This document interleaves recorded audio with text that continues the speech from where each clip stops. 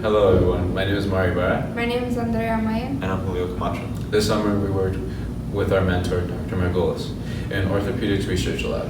Our lab's main question is, how can large segment defects be repaired in long bone? To understand this question, first you need to understand how a bone heals. Bone healing consists of 3 steps. First, there's inflammation and blood clotting at the fracture site. Then there's formation of soft and hard cartilage calluses, followed by a bone remodeling process.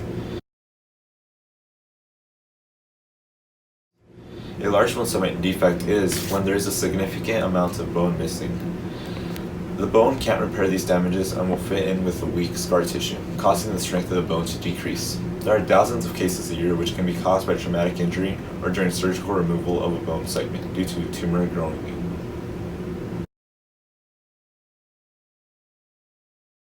Current treatment options include use of allograft and vascular bone grafts. These treatments do not always work and have high complication rates and may require specialized equipment and surgical skills.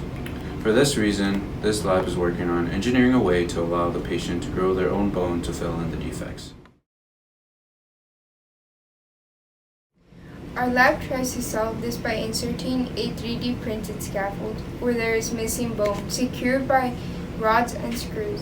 Before the implementation, these scaffolds are infiltrated with stem cells extracted from their own adipose tissue. This method is supposed to increase bone growth significantly to eliminate the defect.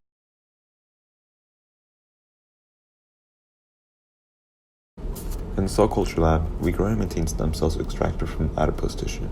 These cells are expanded until there is a need to put into scaffolds. These cells can be differentiated and specialized using different proteins such as chondrogenic media and osteogenic media.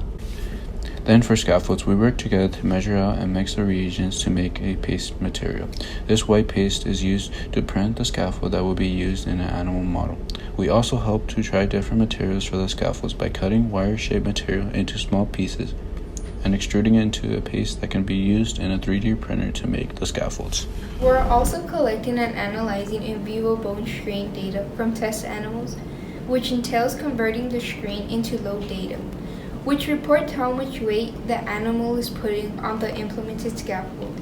Essentially, this means that we collect how much strain one of our animal models puts into the scaffold. Less strain on the scaffold means that new bone growing is taking the load.